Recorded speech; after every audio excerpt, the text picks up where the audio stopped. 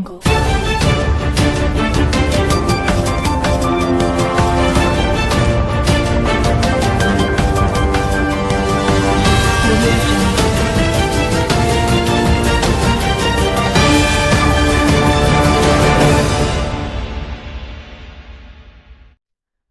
ગુજરાત યુનિવર્સિટીમાં ધારાસભ્ય કિરીટ પટેલ ઉતર્યા પ્રતિક ભૂખ હડતાળ પર. જુદા જુદા 5 જેટલા મુદ્દાઓને લઈ વિરોધ પ્રદર્શન. વિદ્યાર્થીઓને યુનિમાં રોજિંદા કામ માટે પડતી મુશ્કેલી. યુનિમાં વધતા ભ્રષ્ટાચાર મામલે નોંધાવ્યો વિરોધ. ધારાસભ્ય સાથે સિદ્ધપુર પૂર્વ ધારાસભ્ય ચંદનજી ઠાકોર, જિલ્લા કોંગ્રેસ અને NSUI પણ જોડાયું. HNGU યુનિવર્સિટીમાં ચુસ્ત પોલીસ બંદોબસ્ત ગોઠવી દેવાયો. થોડી ક્ષણોમાં મામલો ઉગ્ર બન્યો ને દરવાજા બંધ થતા કાર્યકરો પ્રવેશ્યા. બીજા લેયરમાં લોખંડનો દરવાજો બંધ કર્યો છતાં ધારાસભ્યએ જોર લગાવી બલ પ્રયોગ તોડી ભવનમાં પ્રવેશ કર્યો. ધારાસભ્ય કુલપતિની ચેમ્બરમાં પહોંચ્યા. નિરાકરણ નહીં આવે ત્યાં સુધી કુલપતિની ચેમ્બરમાં બેસી ગયા. રાજુભાઈ પટેલ, પાટણ ન્યૂઝ 24, પાટણ.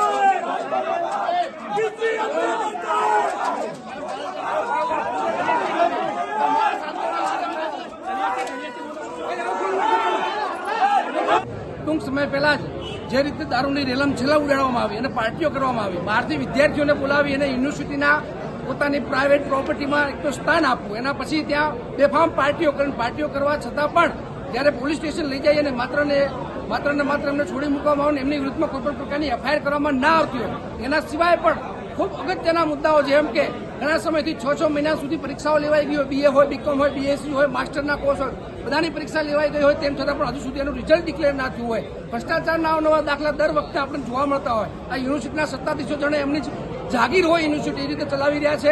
વિદ્યાર્થીઓને અહીંયા આવતા તકલીફ પડે છે. ઉત્તર ગુજરાતના જિલ્લાઓના તમામ પ્રસંગે આ યુનિવર્સિટી એક સમય હતો જ્યારે હેમચંદ્રાચાર્યજીના નામથી આ યુનિવર્સિટી ચાલી રહી છે, ત્યારે એક સમય તો અગાઉના કુલપતિએ ખૂબ સારી સત્તાધીશોથી ચલાવી હતી, પણ હાલના વહીવટકર્તાઓ ક્યાંક ને ક્યાંક યુનિવર્સિટીને ભ્રષ્ટાચારના ખાડે મૂકવાનું કામ કરી રહ્યા છે. એનો સ્પષ્ટપણે વિરોધ નોંધાવે છે.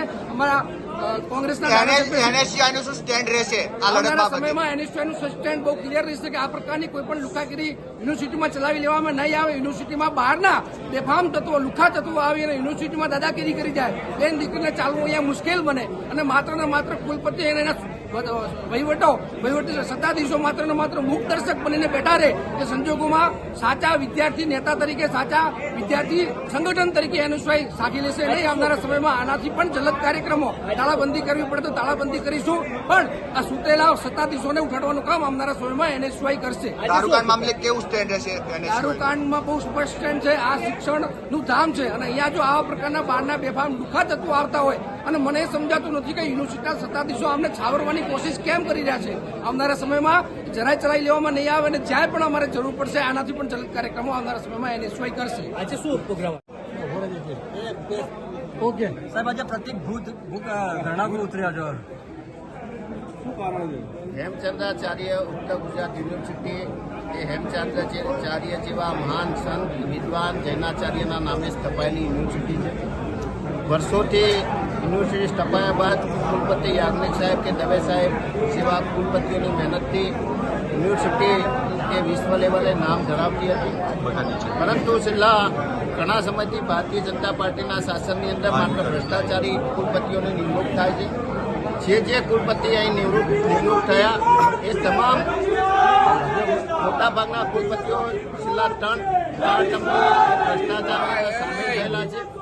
અગાઉના પૂર્વ કુલપતિ વોરા પણ રાજ્ય સરકારના ચીફ સેક્રેટરીની કમિટીમાં એમના વિરુદ્ધમાં ભ્રષ્ટાચાર સાબિત થયો છે, ગેરરીતિ સાબિત થઈ છે અને એમના વિરુદ્ધમાં પોલીસ કાર્યવાહી કરવાની સરકારે રિપોર્ટ આપ્યો છે. CID ક્રાઇમે પણ રિપોર્ટ આપ્યો છે.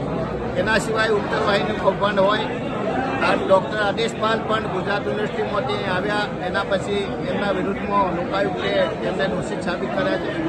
પરંતુ સરકાર જાણે ભ્રષ્ટાચારીને સાચવી રહી છે અને એનાથી પણ વધુ જે રીતે છેલ્લા ઘણા સમયથી યુનિવર્સિટીની અંદર લુખાગીરી ચાલી રહી છે. લોકો ખુલ્લેઆમ તલવારો અને સરી લઈ અને યુનિવર્સિટીના કુલપતિના મુખ્ય જે વહીવટી ભવન છે એની સામે આવી જતા હોય. આના લીધે વિદ્યાર્થીઓના મગજ પર ડર અને એનો માહોલ છે. બીજી બાજુ યુનિવર્સિટીમાંથી વારંવાર દારૂ પકડાતો હોય. થોડા સમય પહેલાં યુનિવર્સિટીની અંદર હોસ્ટેલની અંદર ખુલ્લેઆમ દારૂની પાર્ટી થતી હતી. એના વિડીયો રેકોર્ડિંગ પણ સામે આવ્યા. જે રીતે દારૂની મહેફિલ માણવાવાળા લોકો એ અધિકારીની, હાઈકોર્ટના અધિકારીની ખોટી ઓળખ આપી, જે યુનિવર્સિટીના પ્રોફેસર ઉપર ગાડી ચડાવી દેવાની કોશિશ કરી છતાં પણ કુલપતિ કે પોલીસ કોઈ કાર્યવાહી કરવા માંગતી નથી. હું મીડિયાના માધ્યમથી કહેવા માંગુ છું કે જો આ કુલપતિના કે એસપીના માનીતા હોય, એમના કોઈ સગાવાલા થતા હોય તો એમના બંગલામાં અને કુલપતિના બંગલામાં જઈને દારૂની મહેફિલો કરાવે. શા માટે યુનિવર્સિટીને બદનામ કરી રહ્યા છે અને સરકાર, શિક્ષણ મંત્રી પણ આ બાબતે શા માટે ચૂપ છે એ સમજાતું નથી. હેમચંદ્રાચાર્યનું નામ જે રીતે બદનામ થઈ રહ્યું છે, યુનિવર્સિટીનું નામ બદનામ થઈ રહ્યું છે, એના લીધે સમગ્ર દેશની અંદર અને ગુજરાતની અંદર યુનિવર્સિટીની સાપ એ ખરડાઈ રહી છે. એના વિદ્યાર્થીઓ એડમિશન લેવા તૈયાર નથી, ડિગ્રીની કોઈ વેલ્યુ નથી અને ફરીથી યુનિવર્સિટીની અંદર જે શિક્ષણનો માહોલ પેદા થાય, ઉત્તર ગુજરાત યુનિવર્સિટીના વિદ્યાર્થીઓને સારું શિક્ષણ મળે, એના માટે અમે આ પ્રતિક ધરણાનો કાર્યક્રમ રાખ્યો છે. આગામી સમયની અંદર જો આ બાબતે કોઈ કાર્યવાહી નહીં કરવામાં આવે તો સમગ્ર ઉત્તર ગુજરાતમાં તાલુકા અને જિલ્લા કક્ષાએ જઈ અને અમે આંદોલન કરી અને ઉગ્ર આંદોલન કરી અને ઉત્તર ગુજરાતના યુવાનોને, વાલીઓને સારું શિક્ષણ મળે, એમના દીકરા દીકરીઓ ઉચ્ચ શિક્ષણ સારી રીતે પ્રાપ્ત કરે એના માટે કાર્યવાહી કરી.